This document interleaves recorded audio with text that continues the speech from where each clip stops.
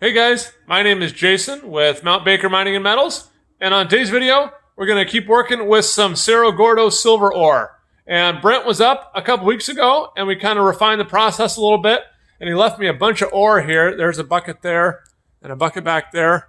So I'm going to keep going. I got to get this smelted down, get the lead out, and then once I get the lead out, I'm going to refine the lead and get the silver out of the lead, and then I'll send Brent back his silver, and he can make something cool out of it. So the first thing I'm going to do here is get this stuff weighed. There's one bucket he left me. It weighs 52.4 pounds, but the bucket weighs 2 pounds. So there's about 50 pounds of stuff there.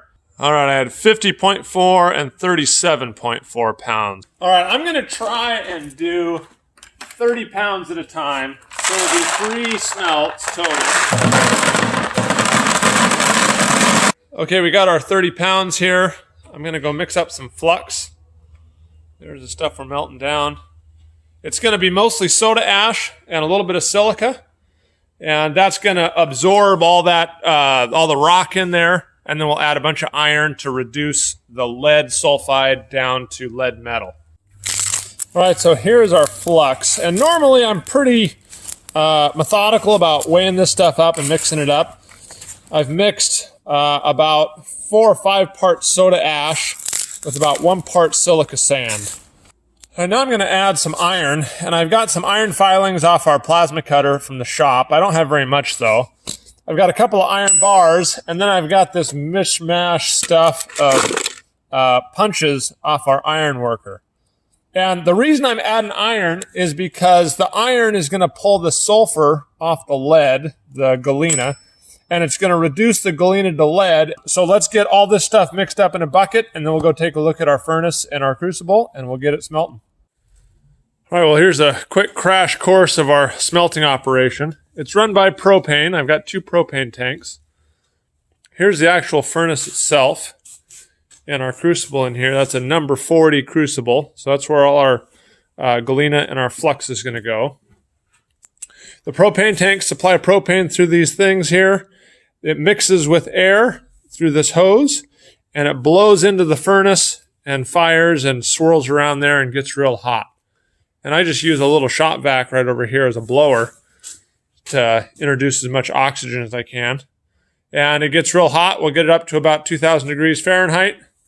And once it gets red hot and all molten and ready to pour, we're going to pour it over here into this big cone mold. All the lead is going to go down to the bottom of the cone because it's the densest stuff, and then all the flux is going to float on top of that. And when we turn that over, once it's cooled, it'll be an inverted pyramid with a metal cone on top. All right, I just poured our stuff in there. Most of the flux is underneath this cap of galena here. There's about 1 inch on top, and I just capped it with galena. That's pretty full.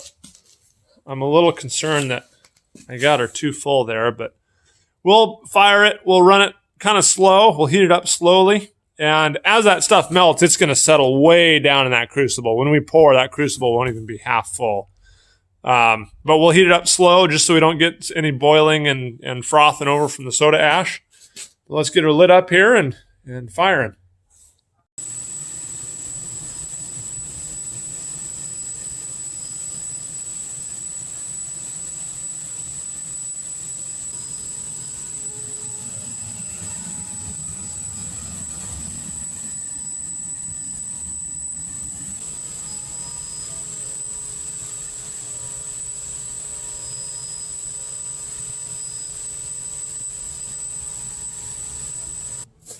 Well, the top of my furnace in there is kind of going south on me. So I'm going to cut another one, and I wanted to show you guys. This stuff is it's called kale wool, or a ceramic blanket, or a high temperature insulation. And you can buy it on Amazon. It's cheap, and it lasts for a really long time. And I just cut it with a razor knife or trim knife, the size I need. And it resists heat up to like 22 or 2,400 degrees. So it's really awesome stuff. I think I bought this whole roll. It's 2 inch thick. I think it's 24 feet long, and I think it was $80 or something, maybe $100 with shipping or something like that. So there's our new lid. Let's go put it on.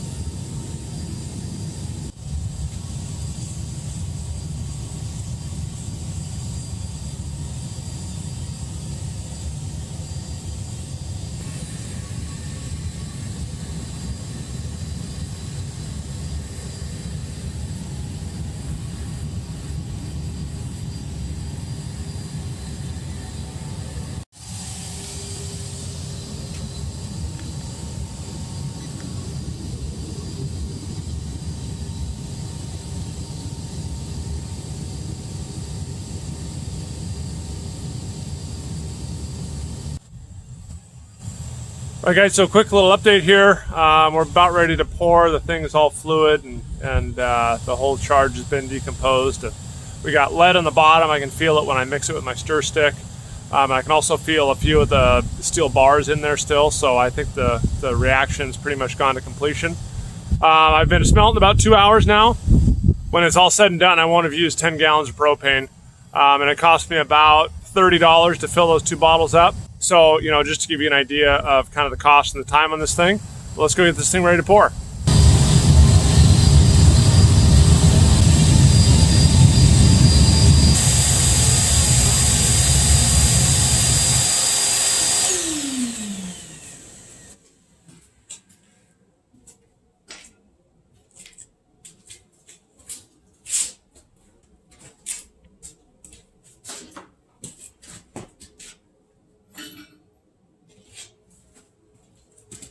It's going to be a little bit heavier.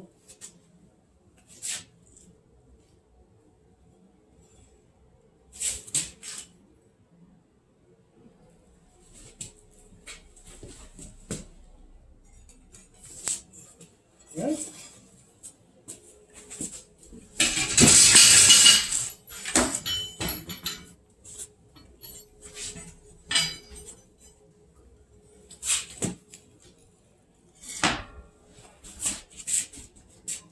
There we go, yeah.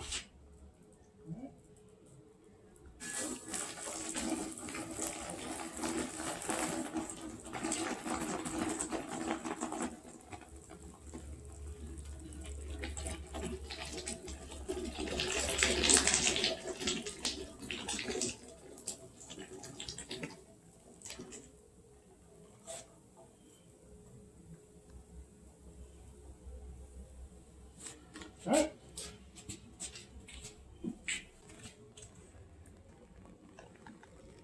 I sprayed that mold with a little WD-40. That's what you see flaming up around the edges. It makes a nice little bit of carbon there between the steel and the slag. Helps it pop out of there real nice. We'll let that cool down a little bit,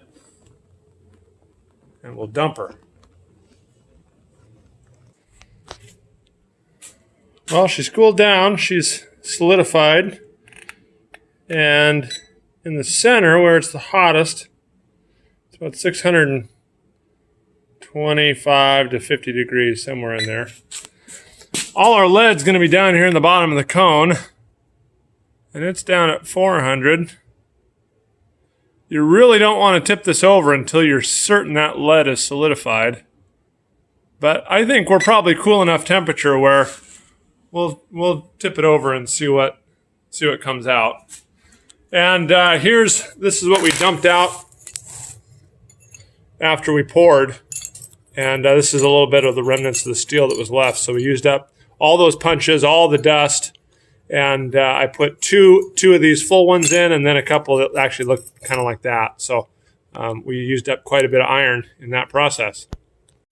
All right, here's the moment of truth.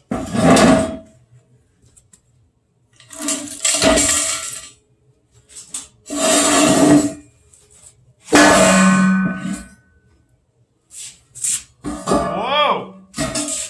Look at that pile of lead there.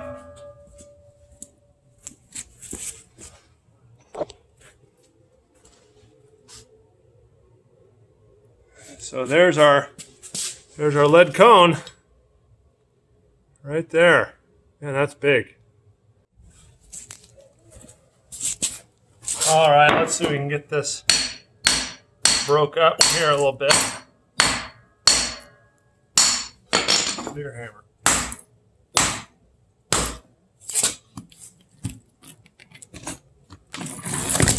Ooh, still a little red and gooey in the middle.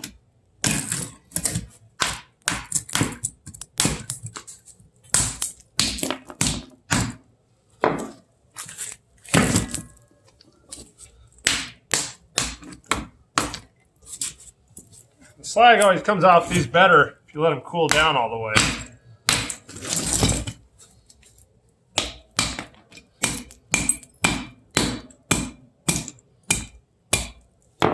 Well, that's pretty good.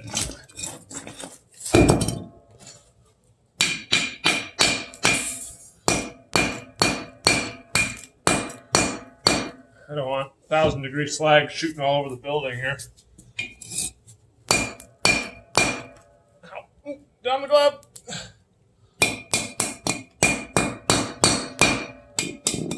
All right, well, let me put that in a bucket of water and cool it off. But that's what we got. It's big. It's a big old chunk of lead.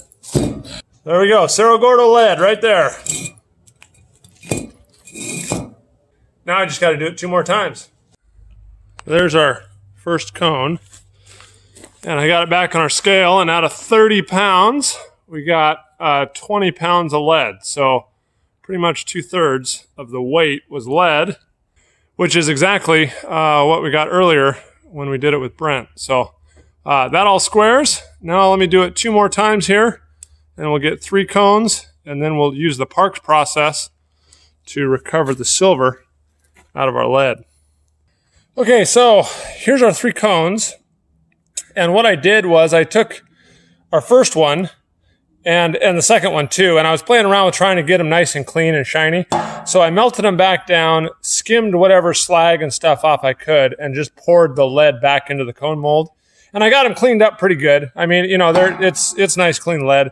My whole purpose in doing the first 2 was I didn't want the slag to be a problem with our Parks process. But I actually had an idea I want to try, and I'll explain it to you later. So I just left the slag on the 3rd one over there, and we'll melt them all down, and I'll explain it to you here in a little bit. But here's our 3 cones. Let's get them weighed and figure out how much lead we got from our 90, 80, 87 pounds of Cerro Gordo ore. So there's our 3 cones in there, and we ended up with 55.8, subtract 2 pounds, so 54 pounds of lead from I think about 87 pounds of ore, which again is kind of right in that 2/3 range. So that worked out real nice. So now we got to take those 3 cones and melt them back down into a single mass, and we'll use the Parks process on them. Okay, what I got here is some zinc, and this is zinc. These are sacrificial anodes that go on boats in the salt water, so that the zinc gets eaten up by the water, the salt water, and it's not your brass and your copper and stuff like that in your boat. So this is pretty much pure zinc. I'm going to shoot for 1.2, 1.5 pounds, which is about 2%. There you go, 1.5 pounds. It's a little more than 2% of our weight in lead.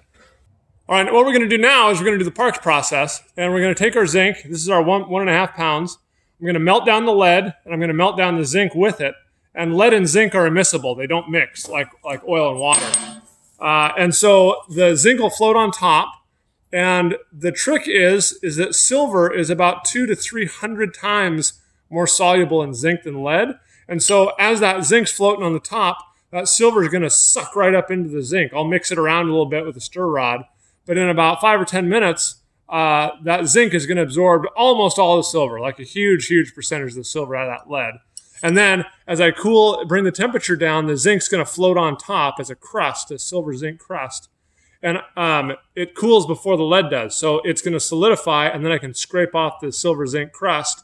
The lead will stay molten, and it won't have any silver in it. So then once I get all the silver zinc crust off the top, I can pour the lead back into our cone mold, I guess, and the lead will be pretty much silver free. We'll have all of our silver with our zinc, and then I can deal with the silver and the zinc and refine it down to pure silver. All right, I just started up the furnace. We got our lead blocks in there, lead cones, and the zinc as well. So we'll get that all molten, and I'll get it all mixed up, and then we'll pull the silver zinc out.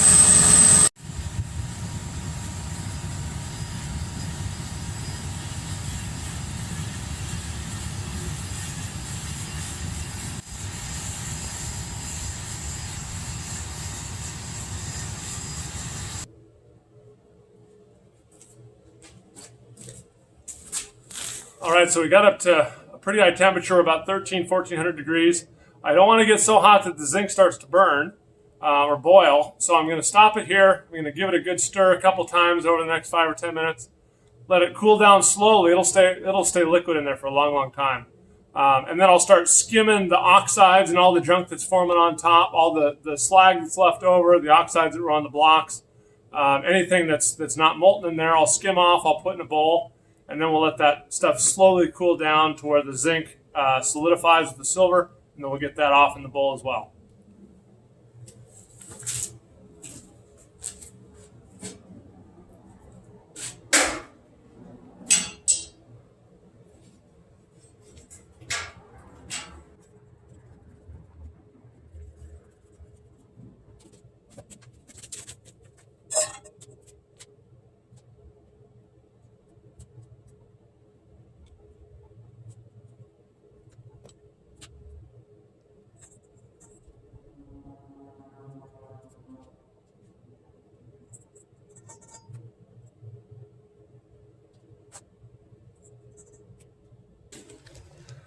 Okay, so there's all the oxides, the slag, all the stuff that was floating on top of the lead and the zinc.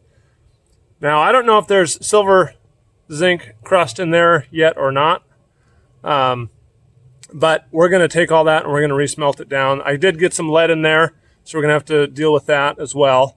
But right now, that might be all the good stuff, but let's go over and take a look at the lead pot. All right, I've shut everything off, skimmed a little bit more there. And now we're just waiting for this thing to cool down. On the edges over by the crucible, it's still about 900 degrees. And I think zinc solidifies out about 800, 750, somewhere in there. So we got a little ways to go. And I mean, there's 60 pounds of metal there, so it's going to take a little while. So I'll just keep an eye on it.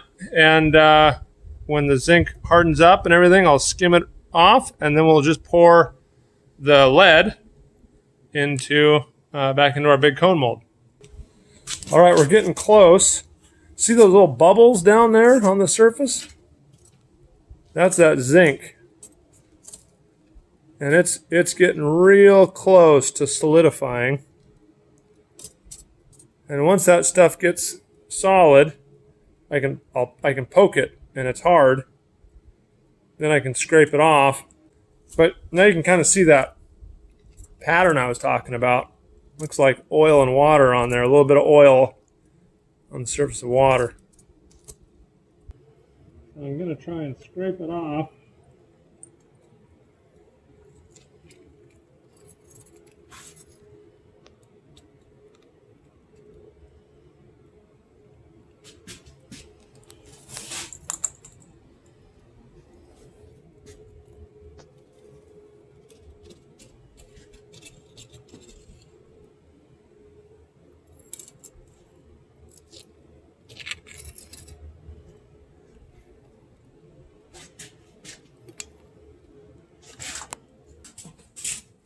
Got room.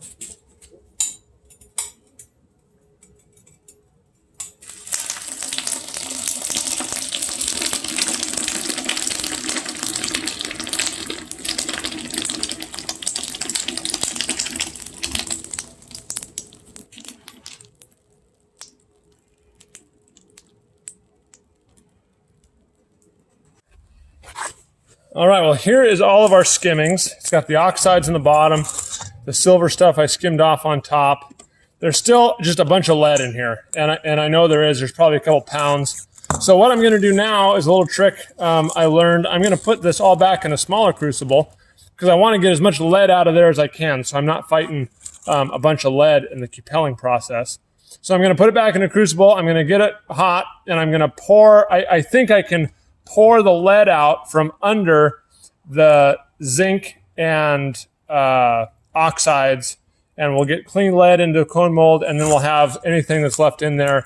I'll deal with that afterwards. But right now, our job is to get the rest of the lead out of this stuff so we can get down to just our zinc, silver, zinc, and oxides. All right, there's all our skimmings. We're going to get that nice and warm, and then we'll pour the molten lead out from underneath all the oxides and stuff that float on top.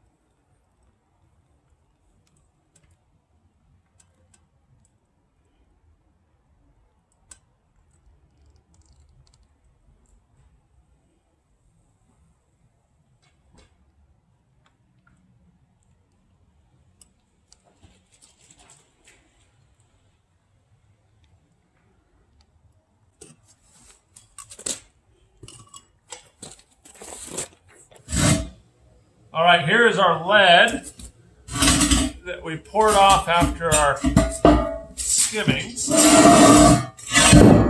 Ooh. Look at there. All right, so here is pure Cerro Gordo lead. We've removed the silver out of it, and probably with those zinc skimmings, we got most of the impurities out of it. So this is pretty much pure lead at this point. So Brent, you're going to get a block of lead coming back to you. Weighs about 60 pounds.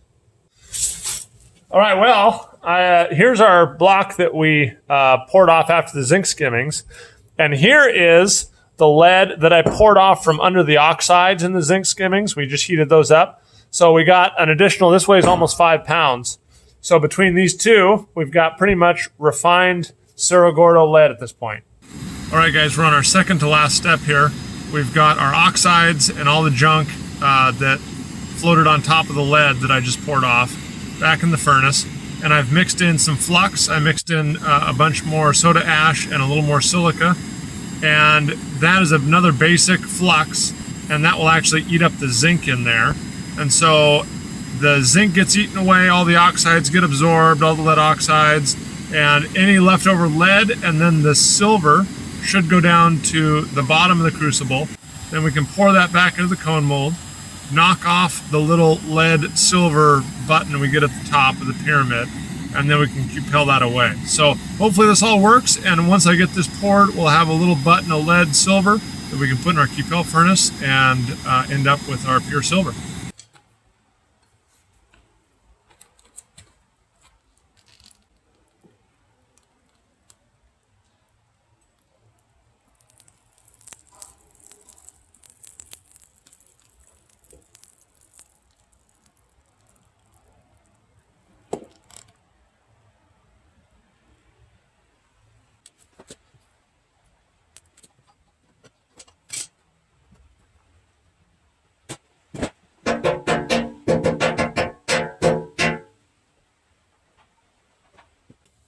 Okay, let's see what we got here.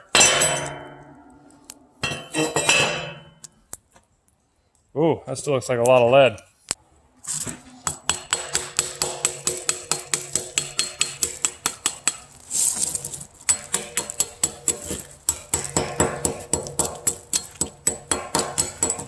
Maybe not too bad.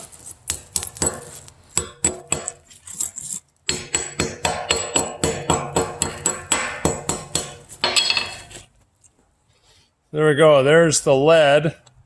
We've got to cupel away and get our silver out of there. All right, well, this is a little more lead than I was hoping for.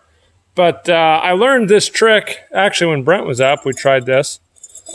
I don't have a cupel big enough to put 700 grams of lead in there, which is how much that is. But I got some cupels that'll do a couple hundred grams.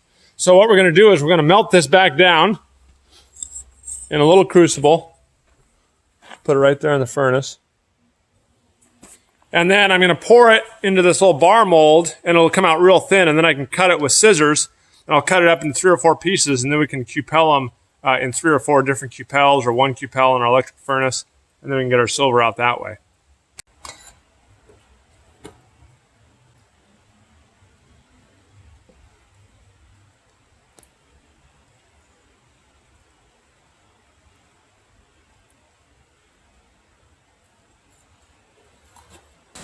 So I poured our lead, and now I can just take some snips and cut it into smaller, manageable sizes. So now I can take this little bit of lead and I can put it in this thing. This is called a cupel. And I'm going to get this up to about 1750 or 1800 degrees. The lead is going to oxidize, and the lead oxides are going to be absorbed into this cupel. And the silver doesn't oxidize. It's a precious metal, so it's not affected by the oxygen in the air. It's going to sit here in the bottom of this cupel as a little bead. And when it goes all the way to completion, it changes color and it looks silver. And so you can kind of tell visually when it goes from the last little bit of lead and it blinks over into silver. And this can hold about 350 grams of lead. And so I'm going to put, I don't know, I might do 3 or 4 of these. I think I have 750 grams here. So let me mash this up. I have one preheating in the electric furnace. So I'm going to get this bent up so it'll fit in here. And then I'll go put it in the furnace, and I'll show you how that whole process works. Okay, so there's our lead. There's our cupel warming up. It's not quite up to temperature yet.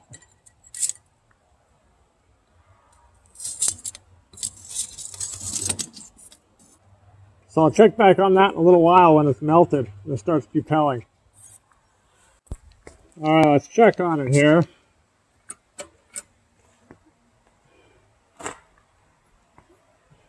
Well, there's our lead.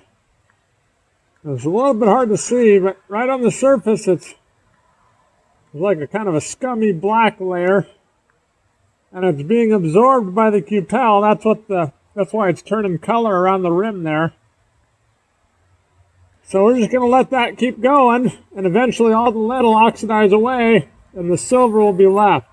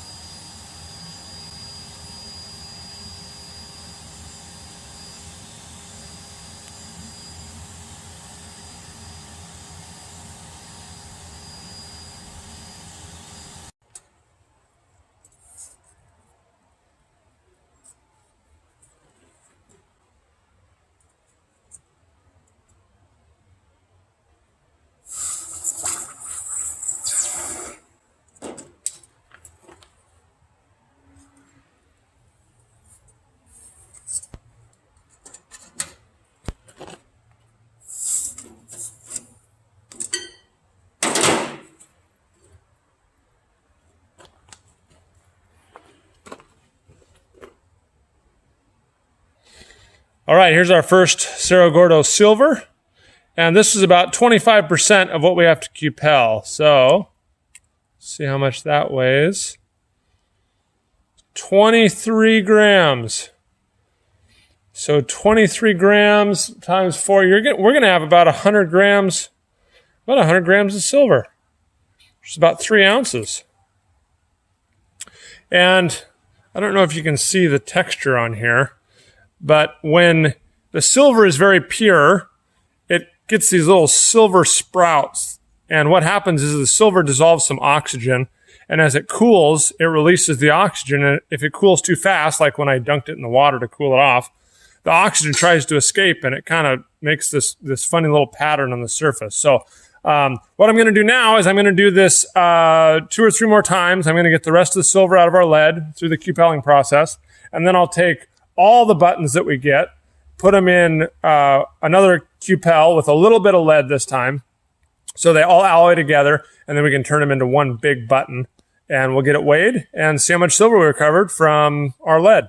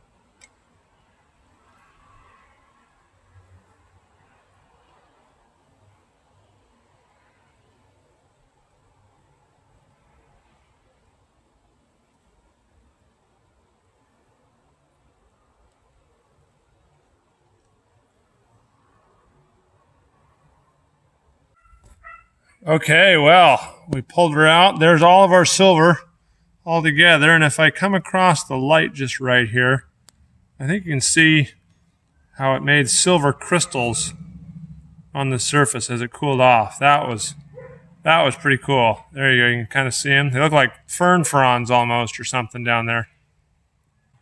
I'll get her pulled out and weighed, and we'll see how much silver we got. All right, guys, well, I missed it.